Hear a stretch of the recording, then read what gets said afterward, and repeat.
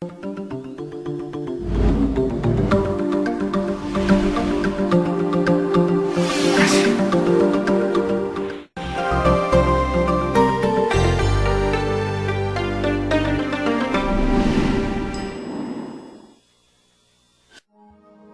sukar untuk membawa orang teruja untuk mencegah demam dan selsema. Orang tahu bahawa ia akan berlaku walau apa pun anda lakukan, dan bila ia berlaku selalunya ada dua pilihan. Pilihan satu ialah tidak berbuat apa-apa dan akhirnya ia akan hilang dalam lebih kurang 2 minggu. Pilihan dua ialah mengikut arahan doktor anda dan akhirnya ia akan hilang dalam lebih kurang 2 minggu. Selsema adalah cerita lain, begitu juga selsema avian atau burung.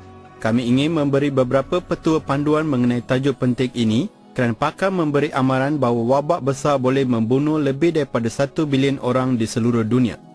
Wabak besar selsema bermakna meletusnya penyakit di peringkat global apabila virus selsema A muncul atau timbul dalam populasi manusia, menyebabkan penyakit serius dan berjangkit dengan mudah dari seseorang ke seorang di seluruh dunia.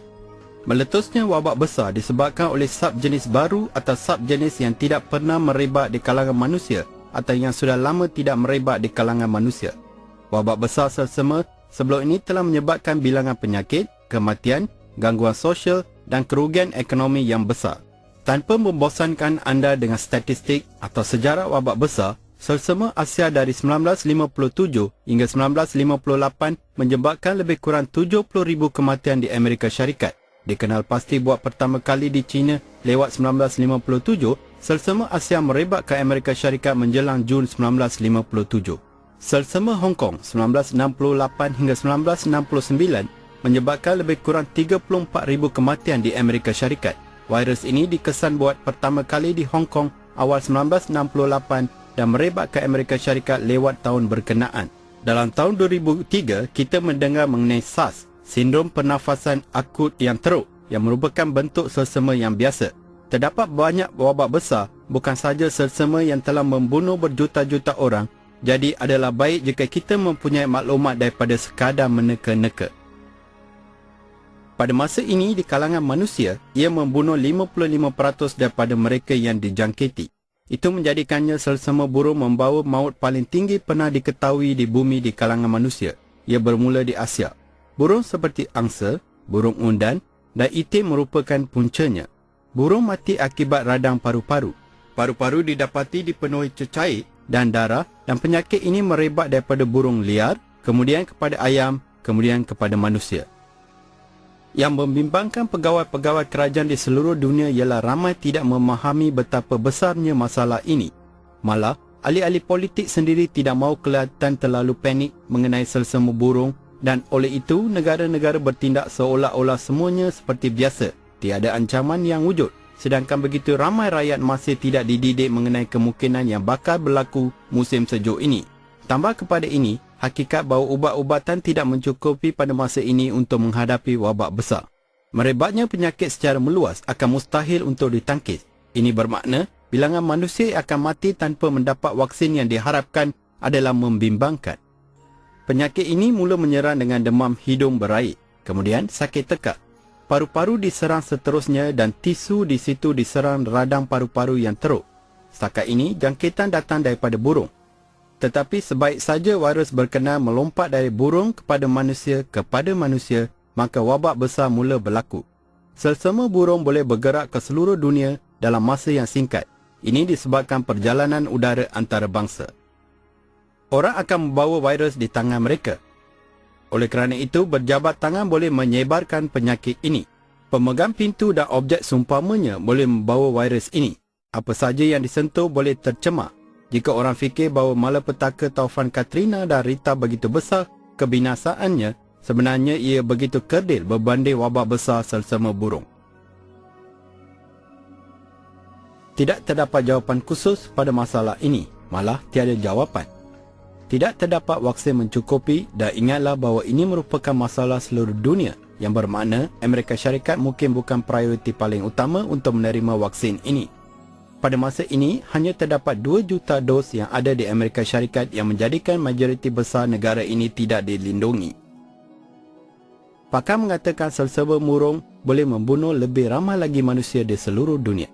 Mungkin satu-satunya yang boleh kita lakukan sebelum vaksin mencukupi tersedia ialah mengamalkan dengan tegar tabiat kesihatan asas yang baik. Elakkan berada dekat dengan orang yang sakit. Apabila anda sakit, jauhkan diri anda daripada orang lain untuk melindungi mereka daripada turut sakit. Duduk di rumah jika anda sakit. Jika boleh, jangan pergi kerja, sekolah dan melakukan kerja suruhan bila anda sakit. Tutup mulut dan hidung anda dengan tisu semasa batuk atau bersin. Ia boleh mencegah orang lain di sekeliling anda daripada jatuh sakit. Membasuh tangan anda dengan kerap akan melindungi anda daripada kuman. Elakkan menyentuh mata, hidung atau mulut anda.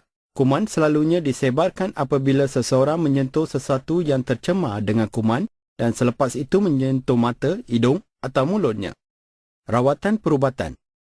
Secara asasnya terdapat 3 ubat antivirus, amantadina, rimantadina dan oseltamivir yang diluluskan penggunaannya untuk mencegah selsema ini. Ini merupakan rawatan perubatan preskripsi dan seorang doktor perlu dirujuk sebelum ia digunakan. Dapatkan suntikan selsema anda. Apabila kita menggunakan perkataan langkah berjaga-jaga universal secara umumnya, kita ingat ia hanya digunakan bagi profesional penjagaan kesihatan. Garis panduan memang membantu melindungi pekerja penjagaan kesihatan. Tetapi, bayangkan wabak besar selsema burung melanda dan merebak ke seluruh Amerika Syarikat. Beratus-ratus ribu, malahan berjuta akan dijangkiti, maka bagaimana harus kita menghadapi bencana dahsyat sebegini? Hospital tidak akan dapat menangani bekalan ubatan yang tidak mencukupi dan secara umumnya anda perlu bergantung pada diri anda sendiri untuk dilindungi. Mari kita ulang semula beberapa perkara yang boleh membantu anda. Selsema avian atau burung adalah sejenis selsema yang boleh disebarkan daripada seseorang ke seseorang dalam keadaan wabak besar. Kaedah umum penyebaran adalah melalui batuk, bersin, bakteria atau kaedah pencemaran lain. Jadi, cara terbaik ialah membasmi penyebaran. Mungkin memakai topeng pakai buang seperti yang dilakukan di Asia dan negara lain. Titisan daripada bersin atau batuk tidak boleh memasuki sistem pernafasan anda jika anda memakai perlindungan. Paling penting ialah kerap membasuh tangan menggunakan sabun dan air kerana hampir semua yang anda sentuh mengandungi virus ini. Jadi perlindungan tangan seperti sarung tangan boleh dipakai. Ingat bahawa kita membincangkan tercetusnya wabak besar selsema dan tidak akan meminta anda memakai topeng dan sarung tangan semasa aktiviti biasa. Tetapi dalam keadaan wabak besar, anda sudah tentu melakukan apa saja untuk melindungi diri anda. Anda mungkin perlu memakai topeng dan sarung tangan dan membasuh tangan anda 10 kali ganda berbanding sekarang. Jauhkan diri daripada orang ramai jika boleh. Dalam sekumpulan 50 orang, 10 atau lebih orang mungkin dijangkiti. Di tempat kerja, fikirkan mengenai sistem hawa dingin anda, udara yang dipindahkan dari setempat ke setempat. Jangan gunakan telefon, fax atau alatan milik orang lain tanpa terlebih dahulu mensanitasikannya. Sanitasi boleh dilakukan dengan banyak cara, tetapi salah satu cara yang paling berkesan dan murah ialah memasukkan 1 sudu teh bahan pemutih ke dalam 1 galon air. Menggelap peralatan menggunakan kain yang dicelup ke dalam bahan sanitasi ini akan membunuh bakteria dan kuman. Pastikan cawan kopi dibasuh dan disanitasi atau gunakan cawan pakai buang. Isi utama yang ingin kami tegaskan ialah kuman, bakteria dan virus boleh disebar dengan begitu mudah apabila bersentuhan dengan hampir apa sahaja. Tombol pintu, steering, kerusi, cawan kopi dan banyak benda lain yang anda sentuh setiap hari. Dalam mod kecemasan, anda perlu berfikir tentang kuman dan virus dan melindungi diri anda dan orang lain. Basuh pakaian selepas digunakan sekali. Basuh dan sanitasikan topeng dan benda yang anda selalu gunakan. Mungkin kedengaran agak bodoh mengelap telefon sebelum anda menggunakannya, tetapi sebenarnya ia tidak sebodoh dijangkiti dan mempertaruhkan nyawa anda. Jika anda rasa sakit, dapatkan bantuan jika ia tersedia. Jangan sebarkan penyakit anda kepada rakan sekerja atau ahli keluarga. Begitu banyak perkara perlu dilakukan semasa wabak selsema, tetapi yang paling penting ialah menggunakan akal biasa dan menggunakan langkah berjaga-jaga universal. Jika wabak besar berlaku, anda akan menyaksikan perniagaan ditutup, hospital terlebih pesakit dan tidak dapat menangani, farmasi mungkin tidak mempunyai bekalan perubatan, pekerjaan anda mungkin ditamatkan dan semua perkara buruk yang mungkin berlaku dalam kes sebesar ini. Jangan bergantung kepada kerajaan untuk menyelesaikan masalah ini kerana mereka sendiri pun tidak dapat menanganinya. Secara keseluruhannya, maklumat ini nampak seperti perkara biasa dan sememangnya perkara yang perlu kita lakukan. Semua pegawai kerajaan, pakar perubatan dan mereka yang mengkaji tercetusnya wabak besar secara terbuka menyatakan bahawa amaran ini bukan jika wabak tercetus, tetapi bila ia berlaku. Pegawai-pegawai sedang cuba menghasilkan pengeluaran vaksin dengan lebih besar supaya ia tersedia untuk lebih ramai orang, tetapi merupakan satu keajaiban jika vaksin mencukupi boleh dihasilkan menjelang tahun hadapan. Meletusnya wabak ini kelihatan lebih hampir daripada 1 atau 2 tahun lagi. Selsema biasa adalah penyakit pernafasan berjangkit yang disebabkan oleh virus selsema. Ia boleh mengakibatkan penyakit yang sederhana hingga teruk dan ada masanya menyebabkan kematian. Cara terbaik untuk mencegah penyakit ini ialah dengan mendapatkan pemvaksinan selsema setiap musim luruh. Setiap tahun di Amerika Syarikat, secara puratanya, 5% hingga 20% daripada populasi mengidap selsema. Lebih daripada 200,000 orang dimasukkan ke hospital akibat komplikasi selsema dan 36,000 orang mati akibat selsema.